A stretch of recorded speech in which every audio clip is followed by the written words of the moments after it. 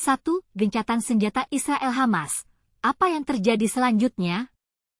2. Netanyahu ingin Israel kontrol senjata di Gaza. Hamas menolak. 3. Netanyahu menegosiasikan kesepakatan dengan Hamas untuk akhiri konflik Gaza. 4. Hamas setuju bebaskan 10 sandera dari Gaza. Gencatan senjata dengan Israel.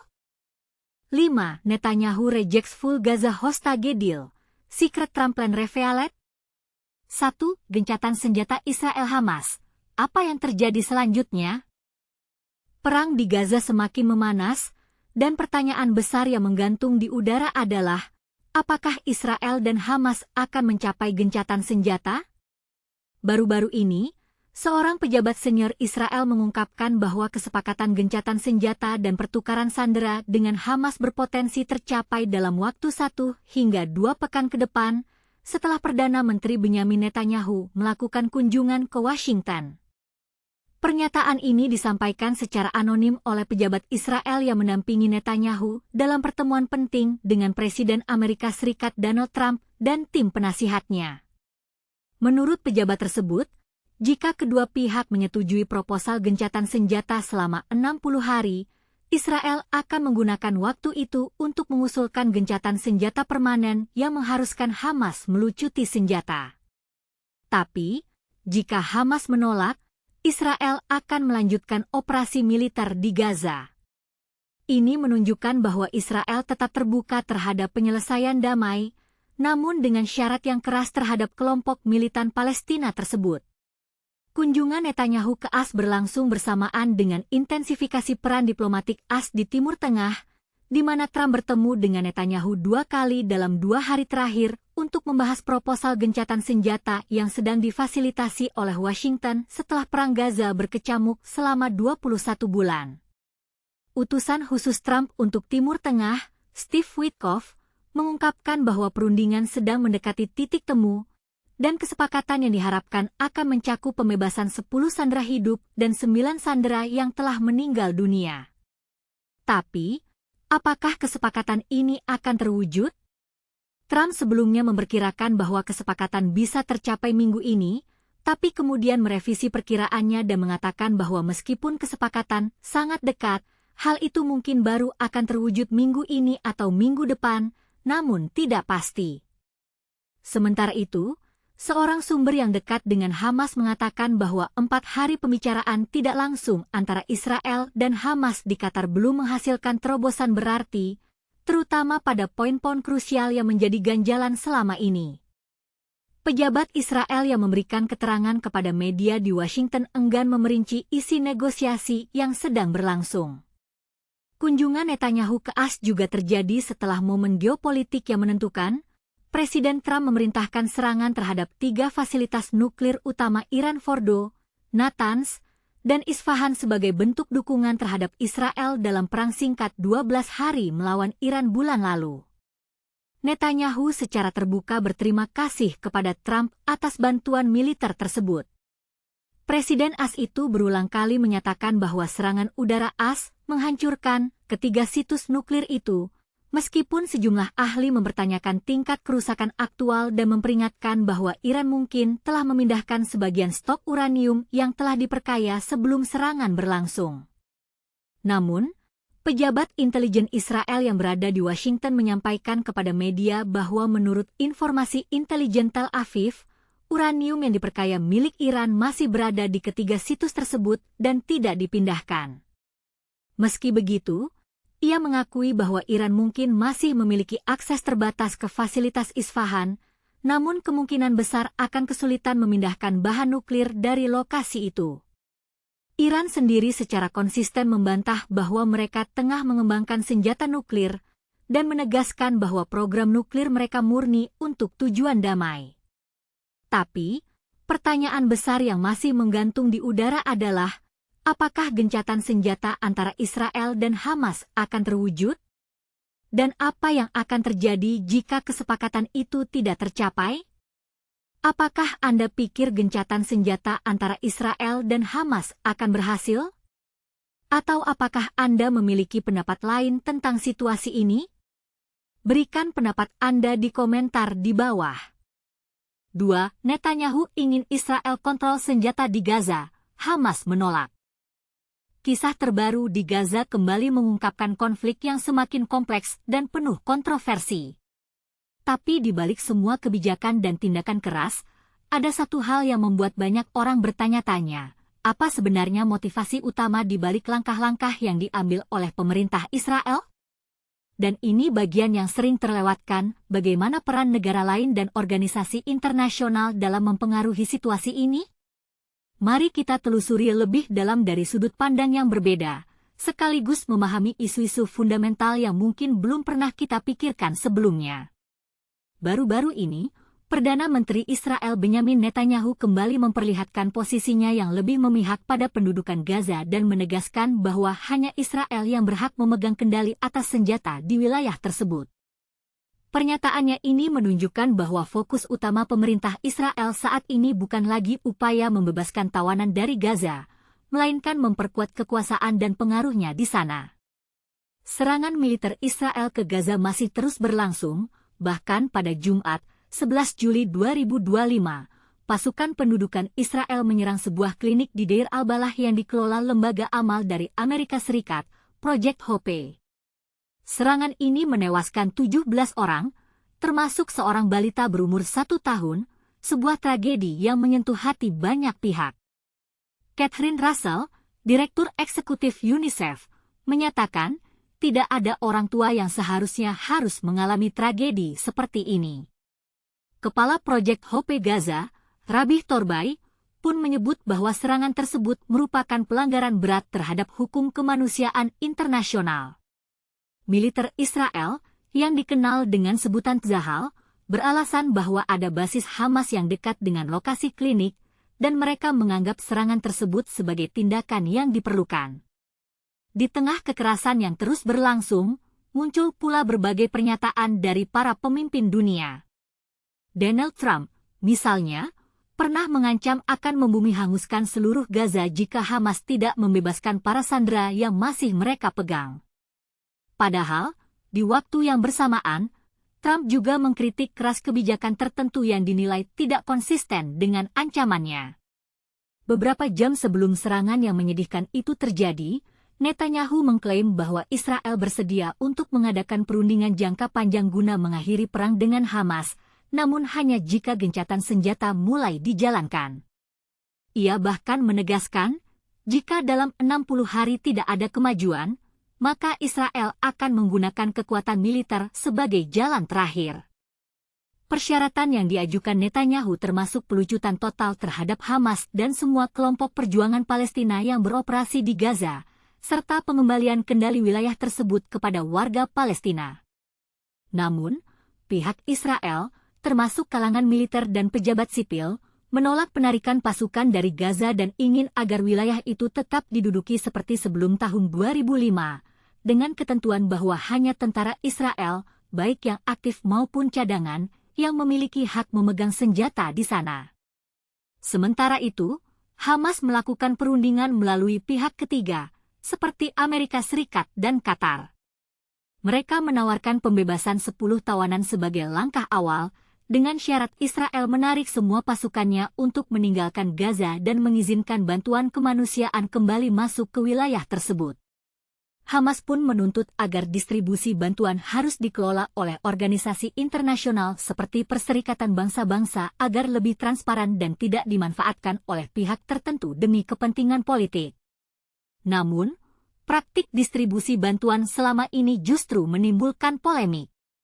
Menurut laporan NBC dari AS pada 1 Juli 2025, banyak organisasi kemanusiaan internasional mengecam keberadaan Gaza Humanitarian Foundation, GHF, lembaga yang didirikan oleh pihak S dan diduga menjadi kedok Israel untuk tetap melakukan serangan terhadap warga Palestina.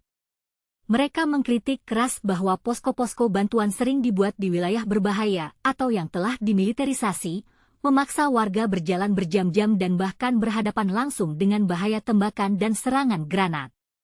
Di tengah kekacauan tersebut, Israel memberlakukan blokade total, sehingga kebutuhan pokok warga Gaza hanya bisa diakses melalui bantuan kemanusiaan yang sangat terbatas. Sejak Maret 2025, PBB dan banyak organisasi internasional dilarang mengirimkan bantuan ke Gaza, meninggalkan warga yang sangat membutuhkan ini dalam kondisi yang semakin sulit. Situasi ini semakin diperparah oleh adanya isu baru yang cukup menggelitik, dugaan keterlibatan tentara bayaran dari lembaga AS dalam menembak warga Gaza yang antri mendapatkan jatah bantuan. Beberapa saksi dan data dari dalam Gaza menyatakan bahwa penembakan terhadap warga yang sedang berdesakan dan menunggu bantuan semakin sering terjadi dan memakan korban jiwa lebih dari 500 orang serta luka-luka sekitar 4.000 warga. Pejabat Hamas, Bassem Naim, menegaskan bahwa mereka tidak ingin Palestina kembali diduduki oleh Israel dan mengkritisi rencana Israel yang ingin memanfaatkan warga Gaza sebagai penduduk dari daerah permukiman khusus, yang akan sangat tidak manusiawi mengingat Gaza sudah sangat padat penduduknya. Hamas juga menentang usaha Israel menaklukkan Rafah yang berbatasan langsung dengan Mesir serta menolak pendudukan atas koridor Morat yang terletak di Khan Younis. Sementara itu, Netanyahu terus menolak semua tawaran dan permintaan dari Hamas.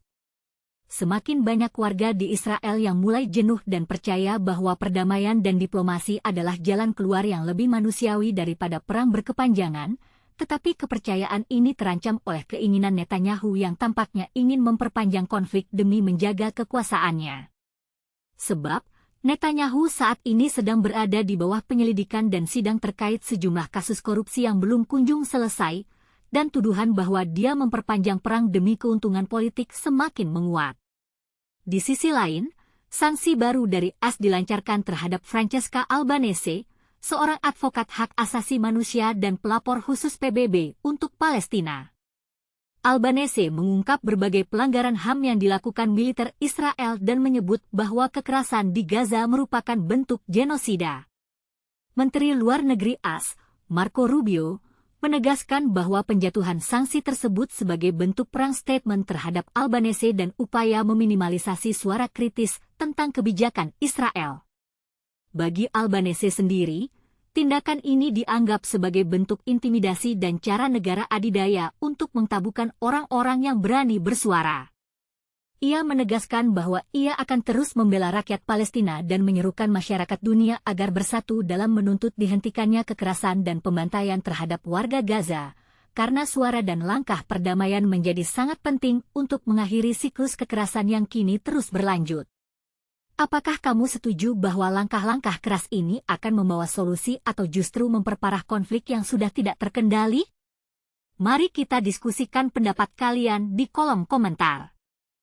3. Netanyahu menegosiasikan kesepakatan dengan Hamas untuk akhiri konflik Gaza. Ini adalah momen krusial yang bisa mengubah nasib ratusan ribu warga Gaza. Perdana Menteri Israel, Benyamin Netanyahu, tengah mempertaruhkan reputasinya dengan menawarkan jalan damai, namun syaratnya sangat tegas. Netanyahu menginginkan Hamas menyerahkan senjata dan mengakhiri kontrol mereka di wilayah Palestina. Tapi, inilah bagian yang menarik, Hamas tidak akan menerima penyelesaian yang mereka anggap sebagai pendudukan terus-menerus atau penguncian warga Palestina di kantong-kantong terisolasi. Bagaimana ini bisa berujung? Dan apakah jalan damai benar-benar mungkin jika kedua pihak tetap memegang kekuasaan? Netanyahu, yang sedang di bawah tekanan domestik karena korban militer Israel yang terus bertambah, menyatakan bahwa perlucutan senjata Hamas adalah syarat utama. Ia bahkan memberi tenggat waktu 60 hari untuk mencapai kesepakatan. Jika tidak, Israel siap menggunakan kekuatan militer. Jika ini bisa diselesaikan melalui negosiasi, bagus. Jika tidak, kita harus mengandalkan kekuatan tentara kita, tegasnya, sebagaimana dilaporkan AFP.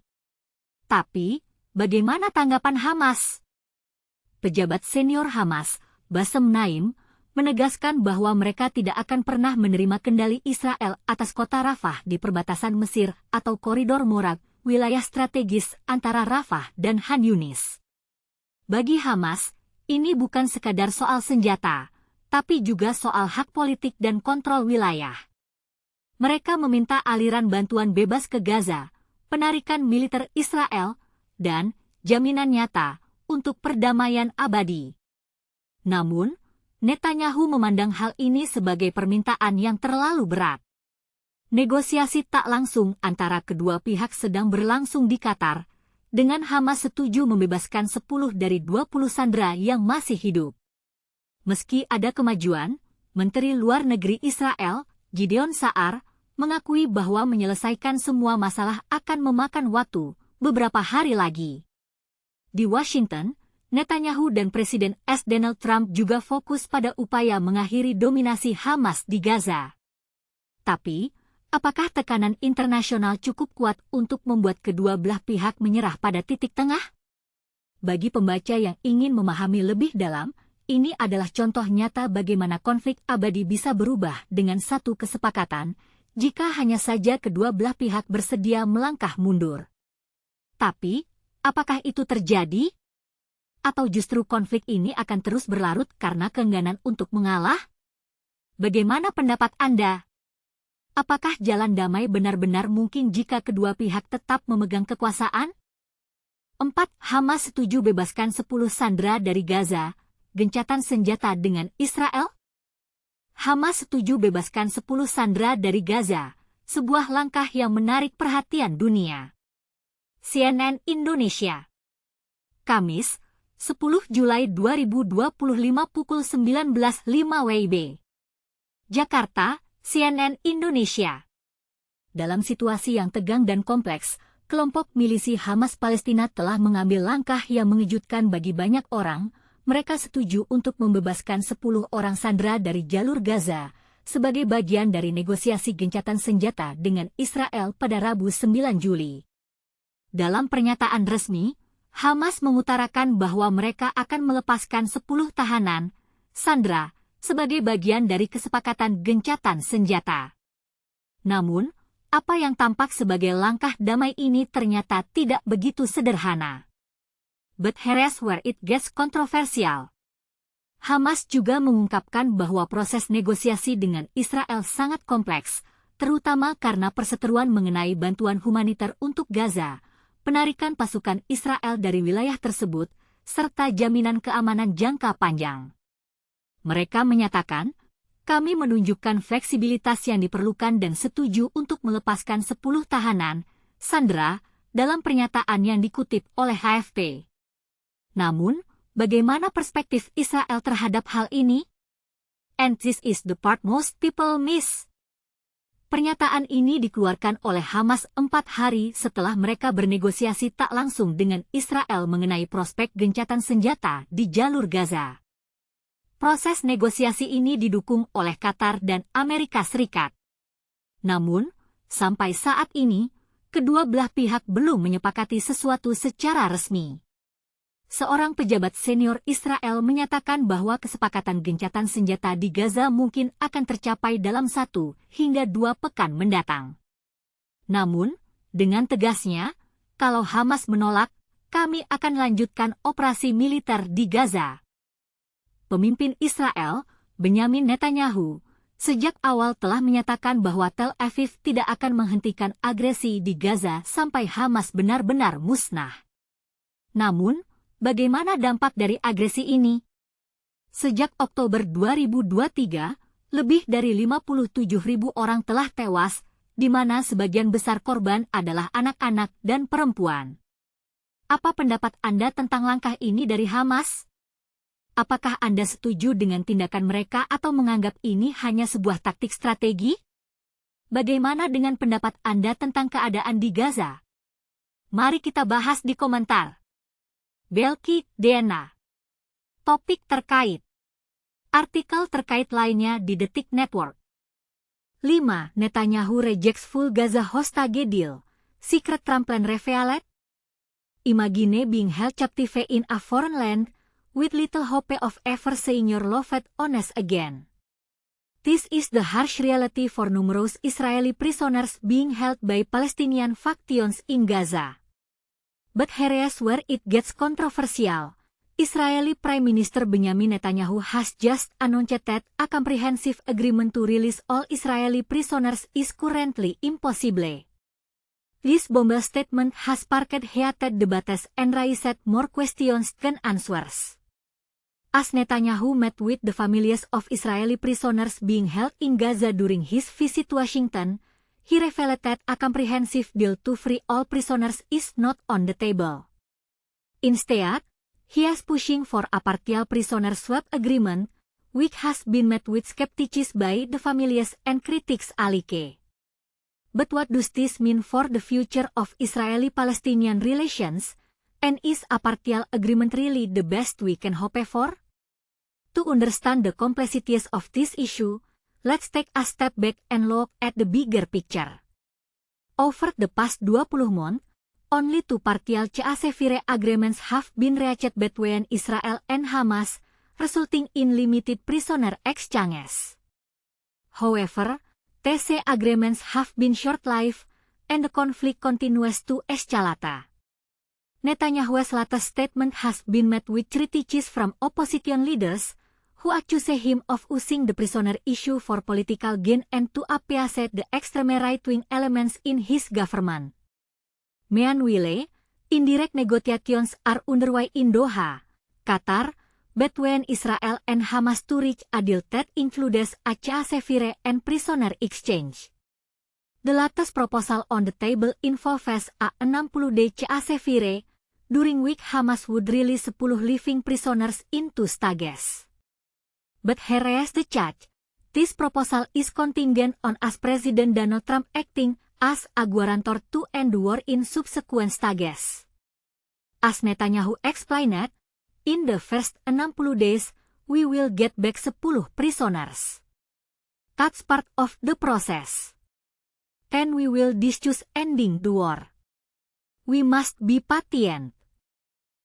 However, Hamas has responded by accusing Netanyahu of having evil intentions and blocking a comprehensive agreement that would lead to the release of prisoners and an end to aggression against the Palestinian people in Gaza.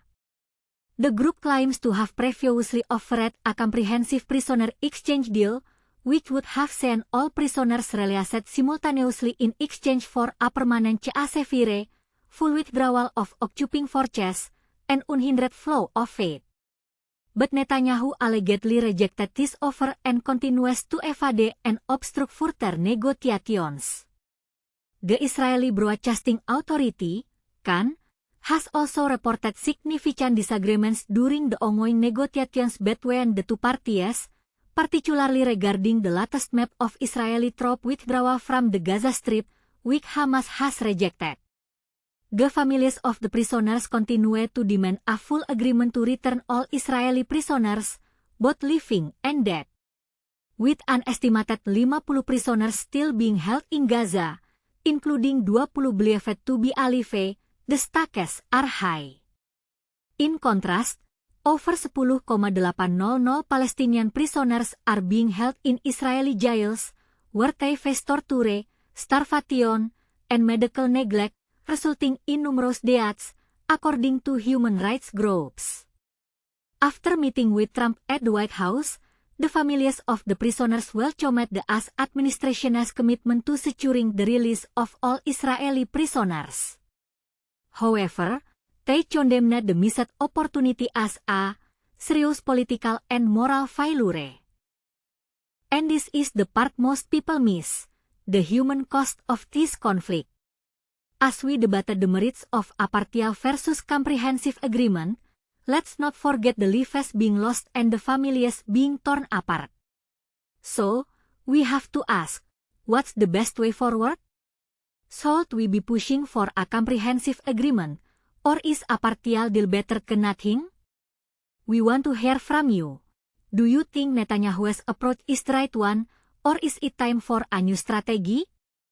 Share your thoughts and let's keep the conversation going.